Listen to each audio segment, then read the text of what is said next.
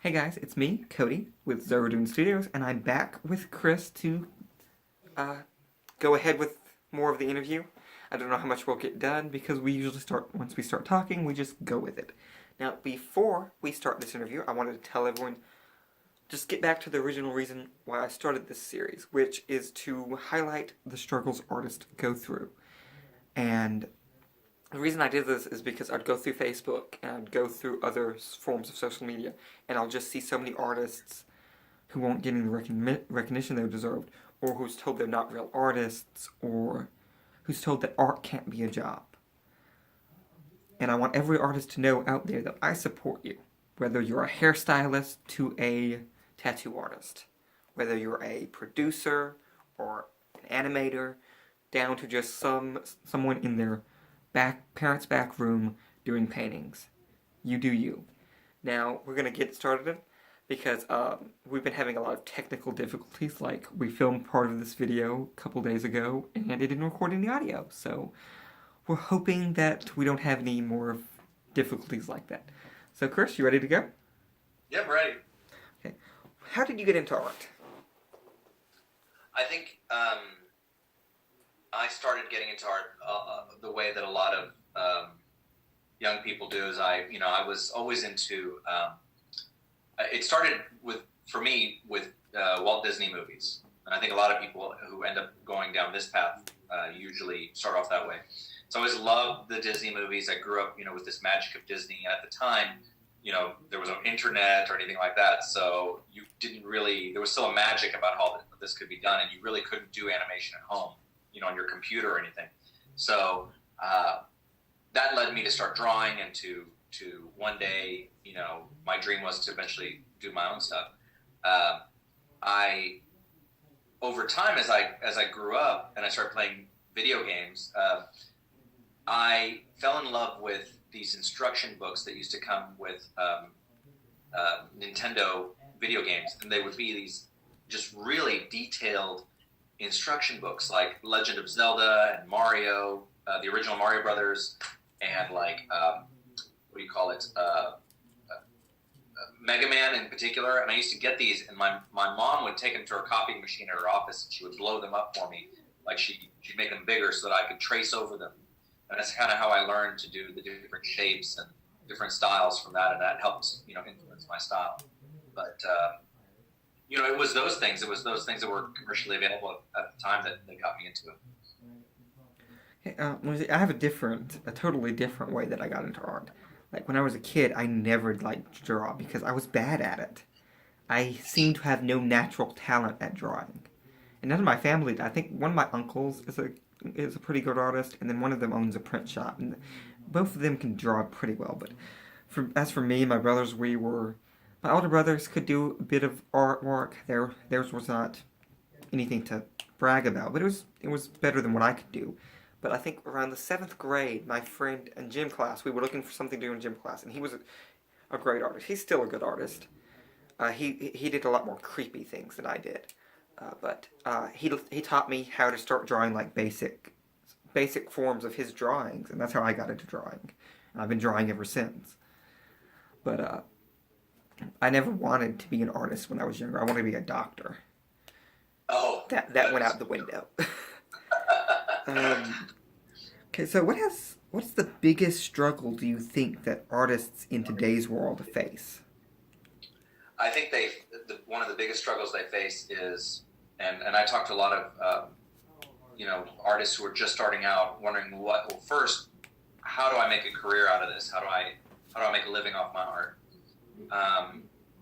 And secondly, artists who feel like if they make money off their art, that they're selling out somehow. There seems to be this, you can't have both in the same, exist at the same time, which is it's totally false. I mean, that's not how it is. People subscribe to this belief that you sell out when you start making money off your art, and that's not true.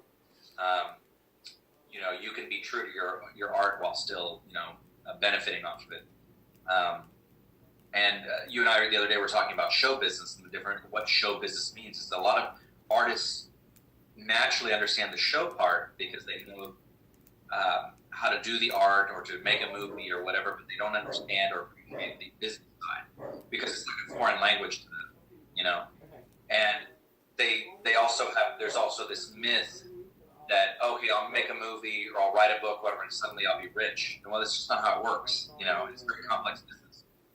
And so it's important that you understand both sides of that equation. You have to understand the show and the business part. And if you understand the business part, you're more likely to succeed because you'll understand the rules of the world. You know, it's like understanding physics or, you know, math or something. You have to understand those things to be able to you know, build a building or something. It's the same thing that you apply that same kind of logic to your career in art. You have to understand how physics of the art world or the entertainment world work. And when you do so, you can make the right decisions and make a career off of it. So I spend a lot of time encouraging artists who are first starting out to do that. I used to be one of those artists. I used to be one of those who, you know, who thought, oh, I'll just make it and I'll just be successful, or, you know, that'd be it. And that's just not how it works. And over my years of doing this, I got you know, some hard lessons on that. And then instead of getting frustrated, I decided to learn that language, you know. And over the years of being a studio executive for different companies and for myself, I learned how the industry works, and it's benefited me a lot. So. Okay.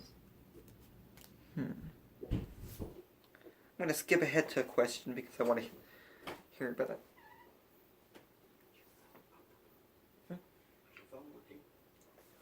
Video. Sorry about that, guys. Let's see. Where was it? I just saw the question. Here it is. How has being an artist enhanced your life?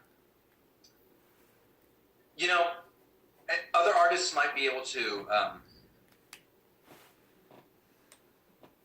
understand or appreciate what I'm about to say. For me, I don't understand when people say they're bored, or when they say that, you know, they don't have anything to do, or they I cannot imagine a life without art, because for me, it's the way that I express myself, and I like to tell the stories, and I like to, you know, do these little universes, and it's so important to me in so many ways. I just don't see how people, you know, how people can't live with art. You know, whether you're a musician or, you know, a visual artist, whatever, it's the way that we communicate and we get our inner selves out. So that's what it does for me. You see, I say I'm bored a lot, but that's not because I don't have any artwork that I should be doing. It's just because there's so much artwork I should be doing. I don't know which one I should start on.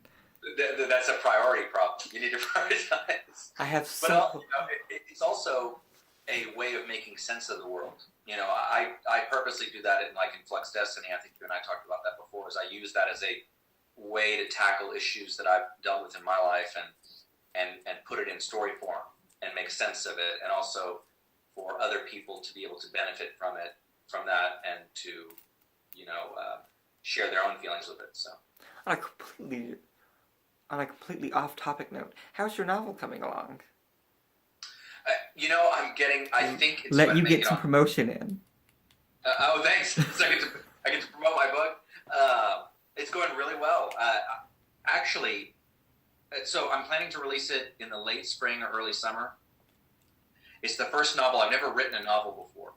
And it is one of the hardest things that you could possibly do. I mean, I'm sure there's people who are really talented and they can just belt those things out. It's hard. As someone who's on their 15th draft of their novel, I can empathize.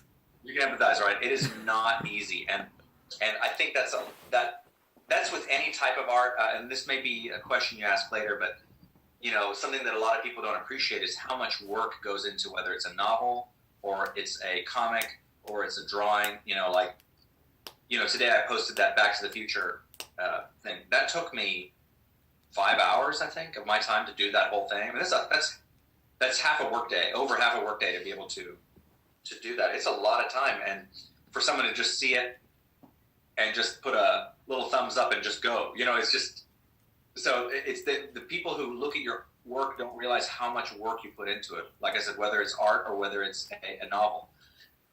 Because of my background in film and TV production, I used to run story development for all the movies that I produced, and it was art and a science. So we would always put so much work into the structuring of the story, and I apply that same discipline to my novel too. And so I think sometimes I try to over-engineer it, so it kind of keeps me from getting it done. But I'm determined to release it by the latest this summer. So I've been saying that I was going to try and publish my book every summer for the last 3 years. You know what? You're not alone. Everyone says that. One day you just have to just do it, which is a big piece of advice that helped me is that, as an artist, is that a lot of people get caught up with, they keep wanting to make it better and better and better. At some point you have to stop and you just have to put it out there.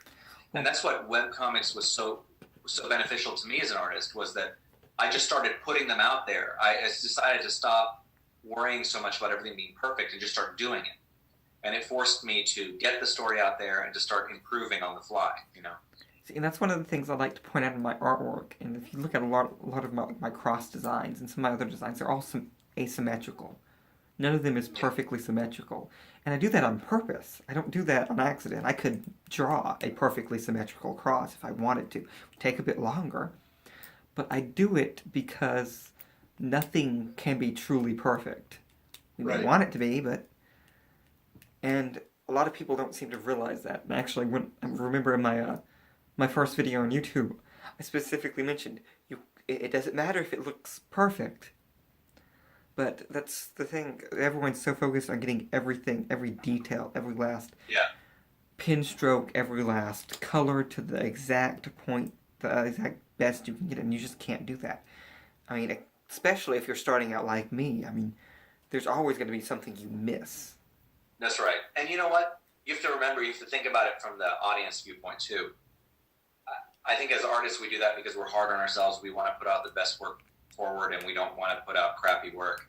But at the same time, the people who are watching your work don't really invest a lot of time looking at it as much as you do. You have to remind yourself that no one is going to sit there and study the whole thing line by line. They get the idea, they think it's cute or whatever, and move forward. Whether it's a standalone drawing or a comic page. Other artists might do it, but the general public's not. It's just like... Your general fans won't do that. You will have... Like, I have a group of fans who analyze my work really deeply, which those are the ones that I appreciate very much because they spend so much time getting to know it.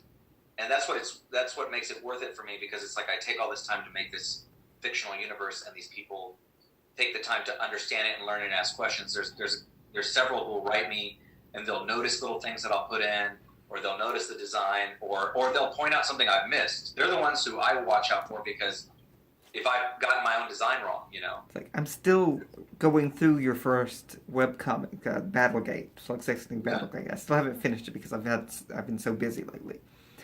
But I know your character designs very well because I've drawn Marco and Hugo many times. Right. Due to your almost your exact style, which is one thing I love to do. You do a really good job with it. You do a really good job with it. Well, they're not easy. So it's one of the things that I started off drawing by copying other people's work, and it's a very good challenge, I think, is to draw into someone else's style.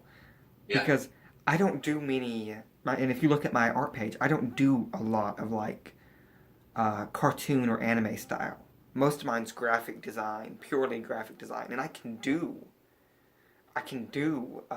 animated characters and manga and all that. I can do that style. It's just, it seems harder for me. And it's one of the things why I'm wanting to go to school for animation, is because it's a challenge for me to draw things like that. And I want that challenge. I'm glad you brought that up, because a lot of people, what affected me as an artist as I was like, the moment I noticed a change in me as an artist from just someone who was doing stuff and what didn't really click was the minute it clicked when I started enjoying the challenge.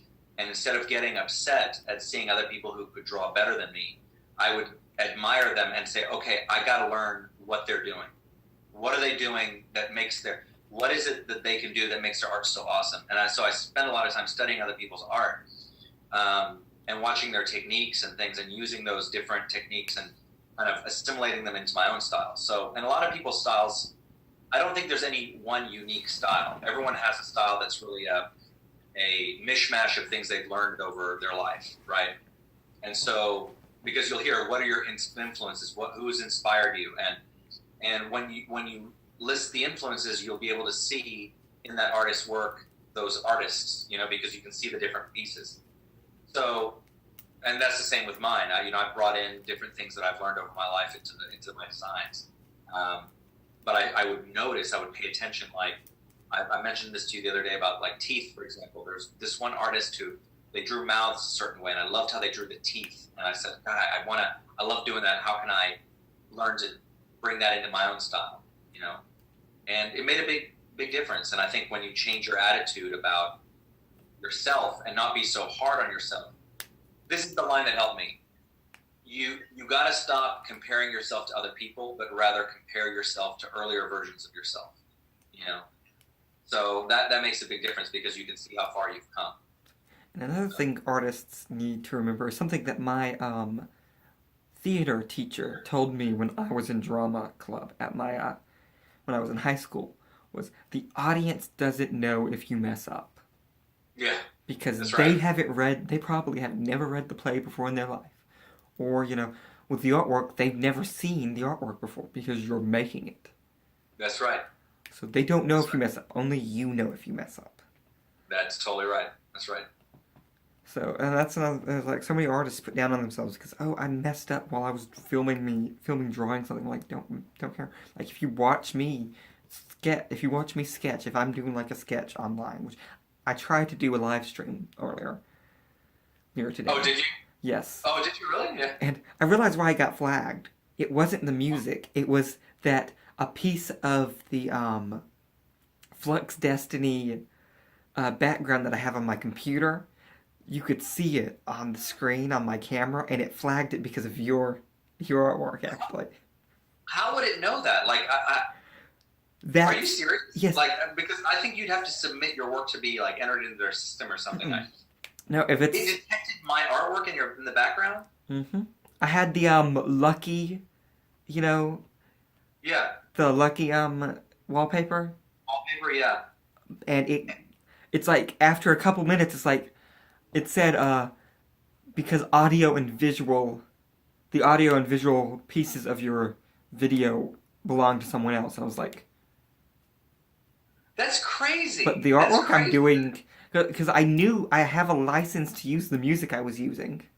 Yeah. So I know it couldn't have been the music, so it had to been something that was on screen. That's crazy. Well, wow, that's nuts.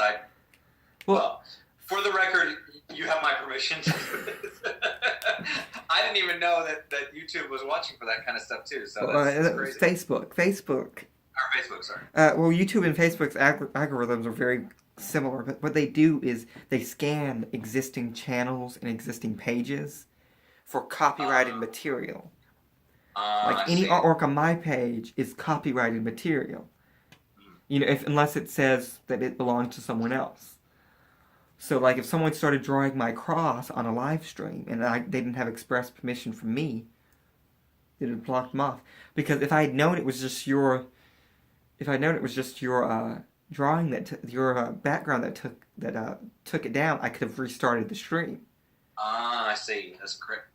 You know what's interesting is that the Facebook gives you the flexibility to still post it, even if it has the music, for example. That's why I still post all my stuff, because what it usually does is after my live stream, it says, we can't post this because there's music owned by other people. And then it says, do you still want to post it? And it says, I don't know, maybe, or whatever. And you click maybe, and it says, and it gives you this list of, you can post it if the music isn't the focus of your show, if it's a parody, whatever, you can post it. You might be able to get away with it. And that's what they say. And so for me, the music is not, I don't consider it the focus of what I'm doing. It's just the background music, essentially.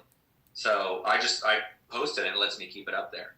But, I think if you were doing like on YouTube, how some people will just play the song, and that's, you can look up a song and find it on YouTube. That's essentially, that's the focus. It's pirating. Yeah. Okay, what is your opinion on doing free commission work or commission work for experience and exposure? Well, it's when you're first starting out, it's like anything. You have to do free work because you don't have any portfolio. You don't have any, Now, if you have portfolio, that's different. If you have your own work and you want to, and you can use that to promote yourself, that's fine. But a lot of people fall into the trap of, oh, do this. I can't pay you. Do it, and it'll be what do you call it? Great for your portfolio. That's baloney. Okay. Yeah, you may need to do a couple just to build up your portfolio.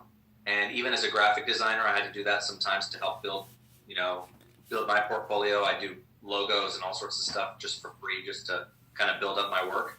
But it does not mean that you live in perpetual servitude to, doing that. And it's ridiculous. And what's a shame is that a lot of people take advantage of artists that way because they don't understand the amount of work that it takes to make, to do something, like to do a piece of art. And so they just think, oh, you're just doodling. You just like to doodle. And that's the most demeaning thing you could tell an artist is that, oh, well, you like doodling. Why don't you do it? When they hear how much it costs, they don't want to pay for it. Well, you know what? Your time is worth your time is worth money. Or it's like when you tell them that you can't do a commission for free, and they think, oh, well, your art's bad anyway. And it's just those people can go to hell. You just wanted a commission from me. Yeah, no, and now you're saying my art's bad. You just unblock, unfriend. There's a lot of self-hatred that artists have to deal with because they always feel unworthy or whatever. We already hate ourselves most of the time. Sorry. So no, there doesn't need to be any more of that. I am. Ultimately, it's up to the artist. I'm very much. I do it. I don't do commissions for free. I do fun. Like I do stuff for fun, like for my fans. Like if they write me stuff, I'll do a sketch or a drawing, or sometimes I'll go even farther. You've seen some of the character selfies I've done and things like that. That comes out of my own heart for them, And like when you drew me as a blanket burrito and then turning into a waffle butterfly. Yeah, that's right. See, that's cute stuff, and that stuff is for fun, right? Sure. And I'll only do it of my own stuff. I will not. If someone says, "Hey, will you do this character?" No, I'm not going to do that for free for you. It's just my time is valuable, and I have to choose between doing that and the amount of crazy work I have to do on my own stuff.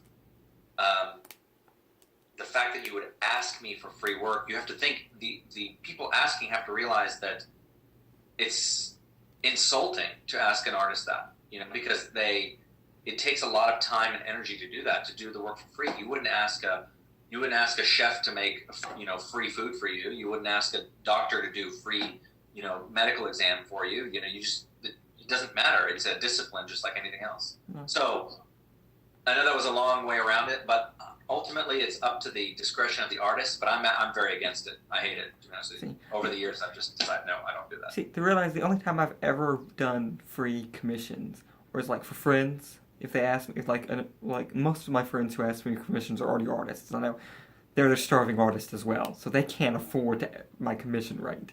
So I usually draw whatever they want, whatever they need for free, or for exposure, because they'll post it on their page and be like, "Hey, Cody drew this. Check out his page." Or for charity events and stuff like that. I've done a lot of drawings for charity events. Yeah. See, that makes sense. I mean, that's, of course, like I said, in the artist's discretion, right? Of course, you're going to do it for your friends or things like that. But I'm talking like strangers who write you. Yeah, but I don't know how many messages I've deleted on my artist page of people asking me for free commissions.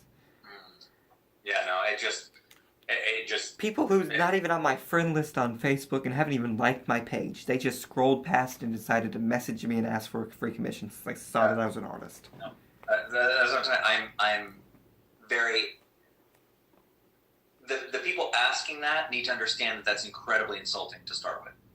It's incredibly insulting to assume that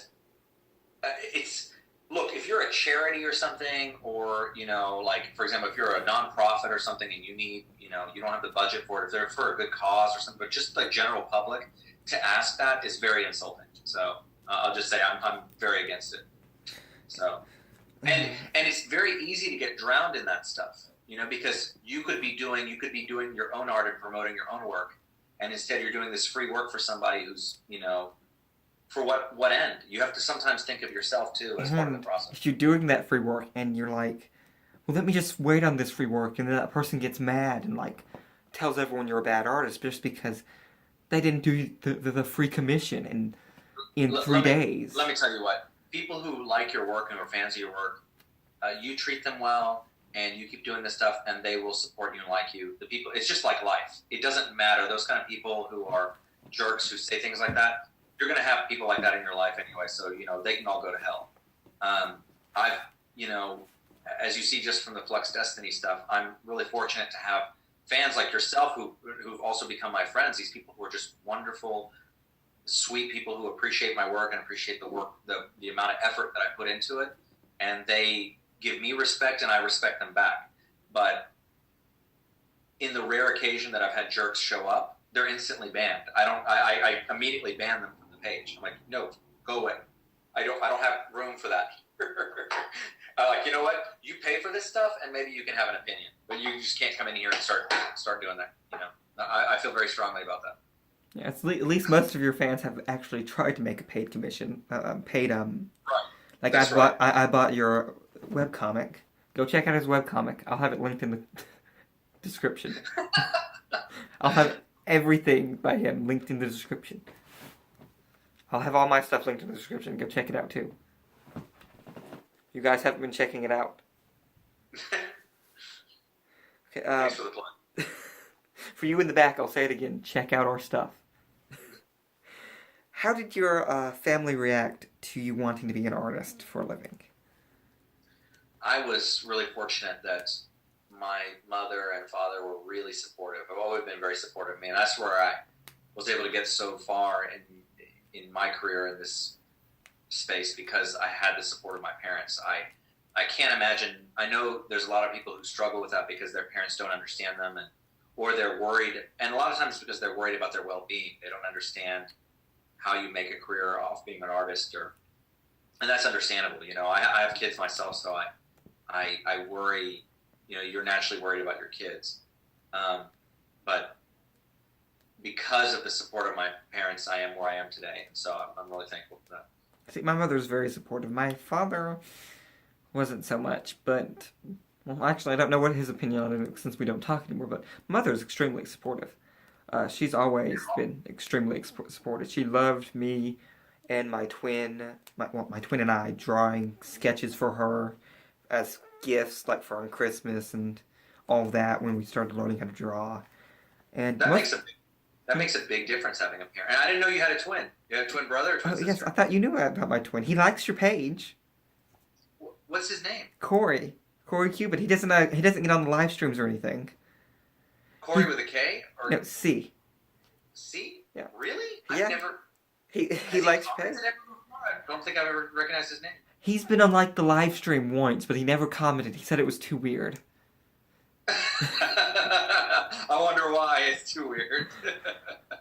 Was this because of what you were doing, or because of... I don't think it's that was before I started like blowing up your live streams with. Why was it weird? Because why would you think it's weird? I don't know. He likes your artwork though. He wants me to draw a lot of Flux Destiny, Marco x Hugo fan art. Right. That's so funny. I think that's the main reason he sticks with it, is hoping you make Marco and Hugo ships canon. Oh, sure. Oh, he wants to ship them? Oh, that's so funny. He's a big shipper. I did not know that. Are you identical twins? Mm-hmm. Really? That's crazy. I didn't know that. He's That's cool. He's built skinnier than I am. That's the only difference. And, like, I'm gay, but he's, like, super, super gay. Oh, he's even more gay? Oh, okay. It's like... Okay. It's like, compared to him, I could pass for straight. Right. That's so interesting. Oh my gosh, I gotta look through the stuff and see if he shows up anywhere. I'll tell him to visit the next live stream for a little while. He also doesn't have Wi-Fi, so he uses his own data. So that's probably another reason. I see. Okay, where were we? What challenges have you personally faced throughout your career in your work? Oh, I mean, there's been tons of challenges. I think a lot of people, one of the biggest challenges a lot of people have is whether or not there's any future in their work. I think people get too caught up in their work and it being famous or people knowing it instead of just enjoying it. You know, sometimes you have to just start off doing it because you want to do it. Oh, Pardon me. we're near our limit, so let me do my outro. Okay, guys, go check out all of the links in the description for my page, Chris's page, and my Patreon, and I'll link whatever Chris has for you down in the description as well. And we're gonna start another session. So this was part 2 of the interview with Chris. Thank y'all and have a great day.